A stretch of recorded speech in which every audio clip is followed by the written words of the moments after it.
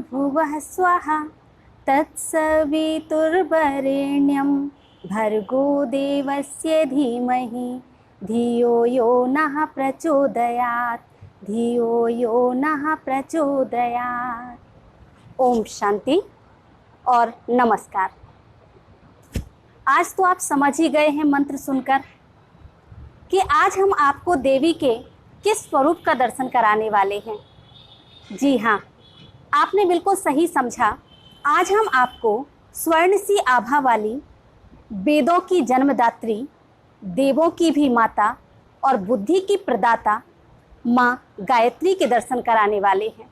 तो आइए चलते हैं आज हम माँ गायत्री के मंदिर प्रांगण में। तो पहले तो सब लोग प्यार से बोलें, गायत्री मैया की जय, गायत्री मैया की जय। कहते हैं जहाँ पर मंत्र उच्चार होता है वहाँ का वातावरण शुद्ध हो जाता है। वैसे भी हमारी भारतीय संस्कृति में बिना मंत्र के कोई भी पूजा पाठ नहीं होता है और मंत्र उच्चारण से मंत्र उच्चारण करने वाले का मन और सुनने वाले का मन, दोनों का मन शुद्ध पवित्र हो जाता है। और मंत्र में इतनी प्रबल शक्ति है कि मंत्र को सुनकर सारी नकारात्मक ऊर्जा का विनाश हो जाता है। ऐसे ही एक विशेष मंत्र है माँ गायत्री का गायत्री मंत्र। तो आइए चलते हैं और सुनते हैं कि माँ गायत्री के जो गायत्री मंत्र है उसका आध्यात्मिक रहस्य क्या है और उसमें किस प्रकार की ऊर्जा समाई हुई है। यह बताने के लिए हमारे बीच में है ब्रह्मा कुमारी रूपा बहन जी। ओम शांति। जैसे अभी हम सभी ने नवदुर्गा के इन पवित्र दिनों में अनेक देवियों के दिव्य दर्शन किए, उनका साक्षात्कार किया तथा उनके बारे में जाना। तो जैसे हम सभी को पता है कि अभी यह नवदुर्गा के दिन, पवित्र दिन तथा शक्तियों के दिन हैं। नवदुर्गा के इन पवित्र दिनों में हम शक्तियों की पूजा आराधना करते हैं, इन शक्तियों से समृद्धि लेते हैं। तो यह शक्तियाँ हमें सुख शांति समृद्धि देने के साथ साथ ममतामयी स्नेह भी देती हैं। इसलिए हर शक्ति के बाद माँ शब्द का संबोधन होता है। जैसे दुर्गा माँ, काली माँ, लक्ष्मी माँ। माँ इसलिए माँ है क्योंकि वह वात्सल्य की मूर्ति है। अगर इन्हीं देवियों को हम मंदिरों में देखें तो मंदिरों में देखते हैं कि इनके चेहरे पर एक तेज है, आँखों में प्यार भरा हुआ है, स्नेह संपन्न है। जब हम हाथों को देखते हैं तो हाथों में आता है कि सारे अस्त्र शस्त्रों से संपन्न है। कहने का तात्पर्य है कि जितना स्नेहमयी है उतना शक्ति स्वरूप है। स्नेह और शक्ति का स्वरूप नारी शक्ति का स्वरूप है और ऐसे ही नारी शक्ति का स्वरूप हमारी गायत्री माँ है। आज हम विशेष गायत्री माँ के बारे में जानेंगे और गायत्री मंत्र के बारे में जानेंगे। कहा जाता है कि गायत्री माँ वह दैवीय शक्ति है जिससे मनुष्य अपने जीवन का संबंध स्थापित करके निरंतर सफलता को पाता रहता है। हम सभी को पता है कि परमात्मा की अनेक शक्तियाँ हैं। परमात्मा की उन शक्तियों के गुण और कर्तव्य भी अनेक हैं। उन्हीं में से एक शक्ति है माँ गायत्री। माँ गायत्री को वेद माता, संस्कृति की जननी तथा आत्मबल की अधिष्ठात्री भी कहा जाता है। और गायत्री माँ के साथ साथ गायत्री मंत्र भी हमारे भारत देश में प्रचलित है। जैसे कहा जाता है कि अगर हमारे घर में कोई भी अशुद्ध वाइब्रेशन है, अशुद्ध वातावरण है, तो गायत्री मंत्र के उच्चारण करने से हमारे घर में कोई भी अशुद्धता या कोई भी ऐसी आत्माओं का वास नहीं होता है जो हमारे घर को अपवित्र करें। तो जैसे हम सभी ने गायत्री मंत्र सुना है, ओम भू भुवः स्वः तत्सवितुर्वरेण्यं भर्गो देवस्य धीमहि धियो यो नः प्रचोदयात्। तो अगर हम गायत्री मंत्र के एक एक शब्दों को लें, एक एक अक्षरों को लें, तो इन एक एक अक्षरों से हमें हमेशा कुछ ना कुछ शिक्षा प्राप्त होगी। जैसे आगे के 4 अक्षर हैं ओम भू भुवः स्वः। ओम अर्थात परमात्मा, तो भू भुवः स्वः इन तीनों में ही परमात्मा का वास है। भू अर्थात शरीर को कहा गया है, भुवा अर्थात मन को कहा गया है, स्वहा अर्थात अंतर आत्मा को कहा जाता है। तो यह हमारा मन, हमारा तन और हमारी अंतर आत्मा को पवित्र बनाने के लिए, शक्तिशाली बनाने के लिए माँ दुर्गा से हम सभी को शक्तियाँ लेने की आवश्यकता है। हमारा तन, मन और हमारी अंतर आत्मा पर किसी भी दुष्प्रवृत्तियों और दुर्भावनाओं की मलिनता का मैल ना हो, या निर्मल तथा पवित्र हो। तो हम अपने जब तन, मन और आत्मा की शक्ति को पवित्र बनाएंगे तब हम शक्तिशाली बनेंगे। फिर गायत्री मंत्र का जो आगे का शब्द आता है तत्, तत् अर्थात वह जो ईश्वर की ओर संकेत करता है। तो गायत्री मंत्र के अनुसार गायत्री माँ हम सबसे कहती हैं कि अपने प्रत्यक्ष जीवन को देखो कि हमारा जीवन सिर्फ हमारे स्वार्थ के लिए नहीं है। काम, क्रोध, लोभ, मोह, अहंकार और व्यक्तिगत स्वार्थ में ही हमारा सारा जीवन निकलता जा रहा है। गायत्री मंत्र के अनुसार तत् अर्थात ईश्वर से जुड़ना जरूरी है। जब हम मनुष्य आत्माएं ईश्वर के साथ जुड़ेंगी तब हम मनुष्य आत्माओं का जीवन सार्थक होगा और सफल होगा। उसके बाद जो शब्द आता है सवितु, सवितु का अर्थ है सृजनात्मक या तेजस्वी। तो कहा जाता है कि परमात्मा इन सभी गुणों से संपन्न है और इन गुणों को हमें अपने आचरण में लाना है। हमें भी अपने जीवन में कुछ ना कुछ सृजनात्मक माना हमें अपने जीवन में कुछ ना कुछ नवीनता करनी है। फिर हम देखते हैं कि आज हम मनुष्य आत्माओं को तेज अर्थात प्रकाश की आवश्यकता है। जब हमारे जीवन में प्रकाश आता है तो अंधकार अपने आप में ही समाप्त हो जाता है। अंधकार से लड़ते रहना बेकार है। हम मनुष्य आत्माएं अपने जीवन में अंधकार से हमेशा लड़ते रहते, अंधकार को भगाने की कोशिश करते हैं, लेकिन हमें यहाँ पर परमात्मा कहते हैं कि आप अपने जीवन में प्रकाश लाइए ताकि हमारे जीवन से अंधकार स्वतः ही समाप्त हो जाए। और वैसे हम कहें तो कहते हैं कि आप सिर्फ अधिकारों का वर्णन मत करिए लेकिन अपने कर्तव्यों का पालन करिए। फिर इसके बाद का जो शब्द आता है वह है वरेण्यम। वरेण्यम अर्थात वर्ण करने के योग्य। इस संसार में अनेक प्रकार की नीति, रीति, प्रथाएं हैं, लेकिन वरेण्यम अर्थात हमें इनमें से लेना क्या है, हमें अपने जीवन में ग्रहण क्या करना है, ये ज़्यादा जरूरी है। संसार में तो कीचड़ अनेक प्रकार का है, लेकिन हम अपने जीवन को कैसे बनाएं। परमात्मा और माँ गायत्री हमें यही संदेश देती हैं कि वरेण्यम अर्थात ना बुरा देखो और ना ही बुराई का साथ दो। फिर इसके बाद जो शब्द आता है भर्ग, भर्गो देवस्य। तो भर्ग अर्थात होता है भून देना या समाप्त कर देना। तो माँ गायत्री के द्वारा हम अपने जीवन में इतनी शक्तियों को प्राप्त कर लें कि जो हमारे अंदर की कमी, कमजोरी, बुराइयां हैं उनको हम भून अर्थात समाप्त कर दें। कहते हैं कि यदि भुना हुआ बीज, जला हुआ बीज खेत में डाला जाता है तो उससे कुछ प्राप्ति नहीं होती है।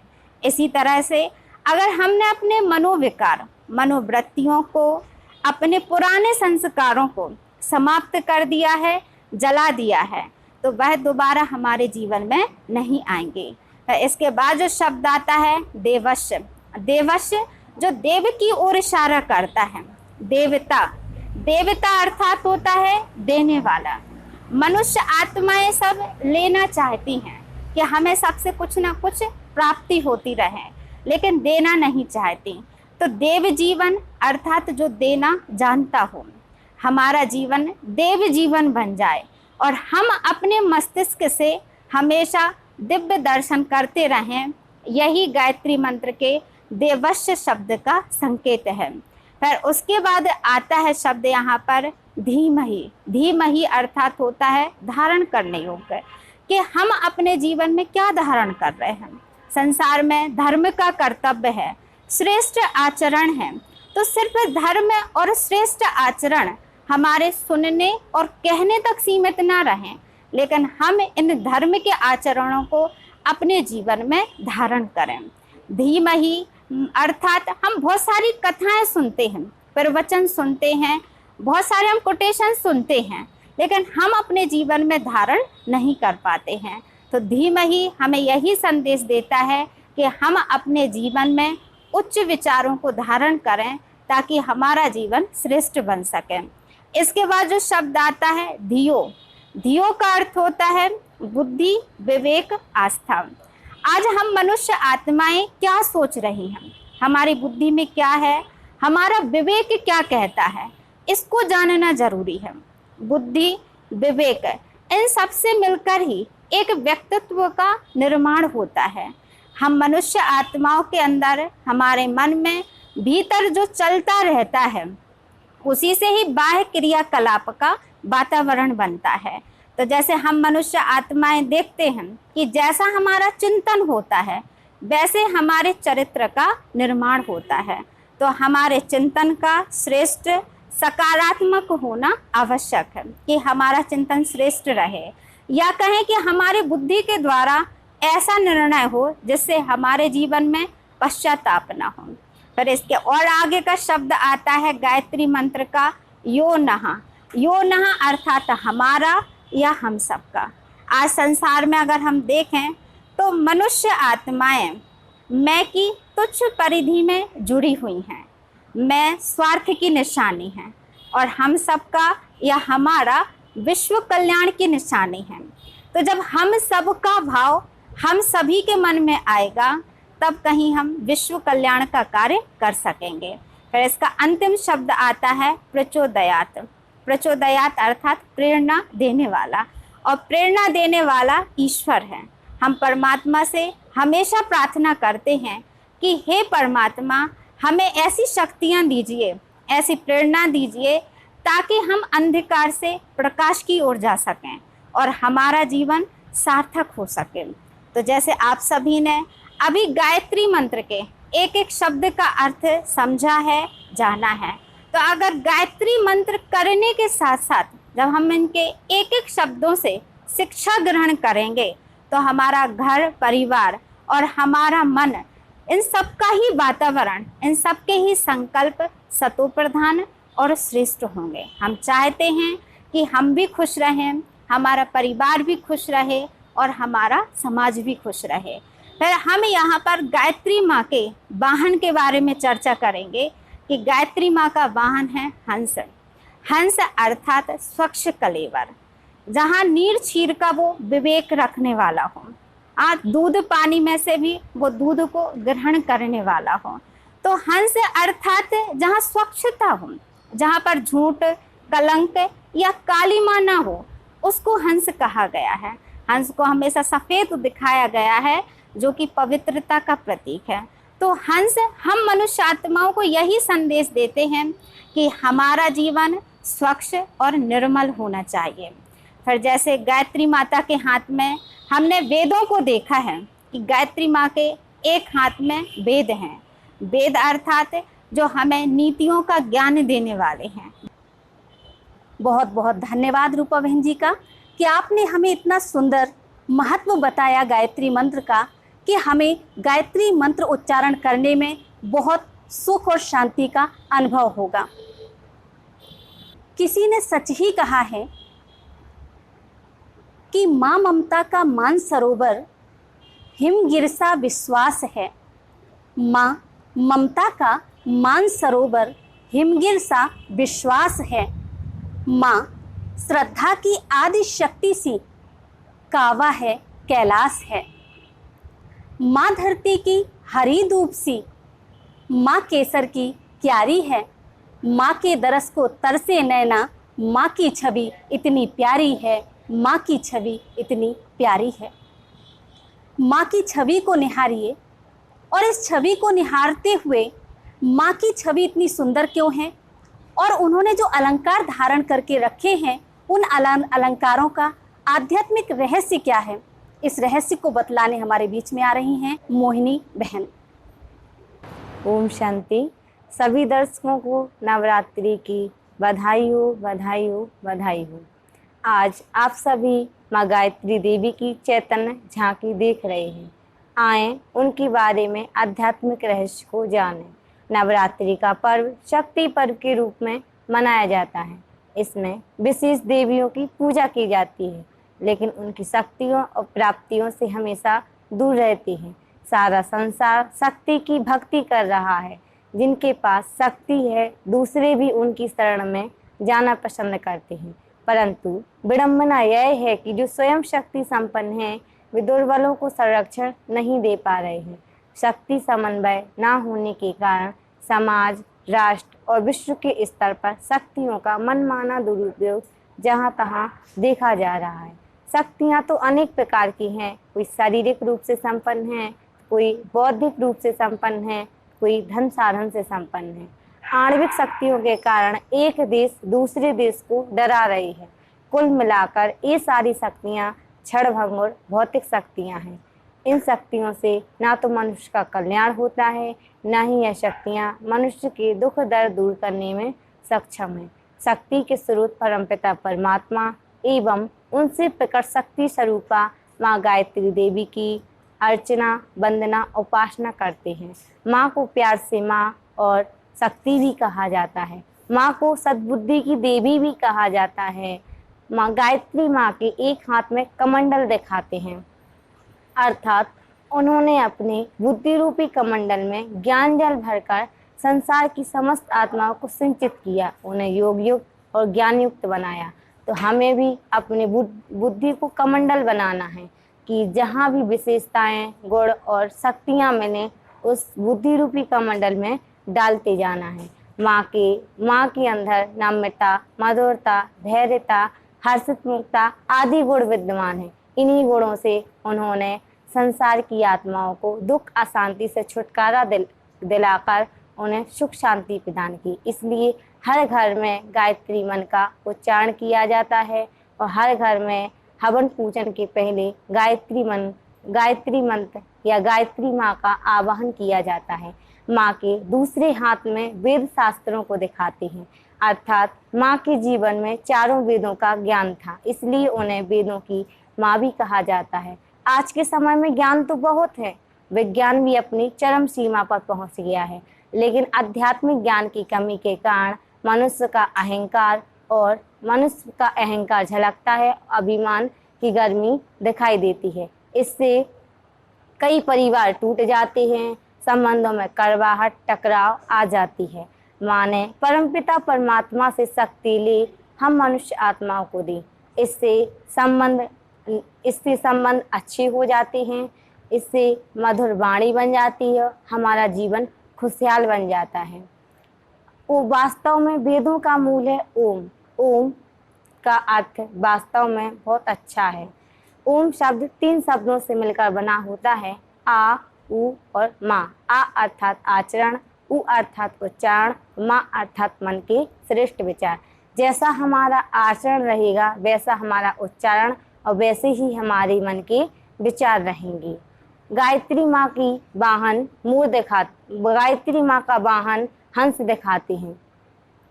हंस अर्थात पवित्रता का प्रतीक है। हंस के अंदर डिसीजन पावर अर्थात निर्णय लेने की शक्ति भी होती है। वो पत्थरों में से भी मोती चुग लेता है, पत्थरों को छोड़ देता है। तो हमें भी अवगुण रूपी पत्थरों को छोड़ते जाना है और गुण रूपी मोतियों को चुगते जाना है।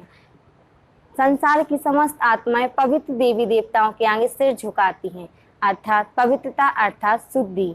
मनुष्य बाहरी शुद्धि तो कर लेता है लेकिन आंतरिक शुद्धि नहीं करता है, अंदर से दूसरों के प्रति छल कपट की भावना रखता है और इसलिए वो अपवित्र रहता है। लेकिन हंस एक ऐसा पक्षी है जो अंदर और बाहर एक समान रहता है, इसलिए हमें भी हंस के समान संसार में रहते हुए भी अब गुणों को छोड़ते जाना है, गुणों को धारण करते जाना है। अगर गुणों को धारण करेंगे तो निश्चित है हमारा जीवन बहुत अच्छा बन जाएगा। एक दिन में अगर एक अच्छाई धारण करेंगे तो निश्चित है 30 दिन में 30 अच्छाइयाँ धारण हो जाएंगी तो हमारा जीवन श्रेष्ठ और ऊंचा बन जाएगा। माँ के मंदिर में अखंड ज्योति जलाते हैं। अखंड ज्योति परमपिता परमात्मा शिव का सूचक है, क्योंकि परमात्मा का स्वरूप भी ज्योति बिंदु स्वरूप है।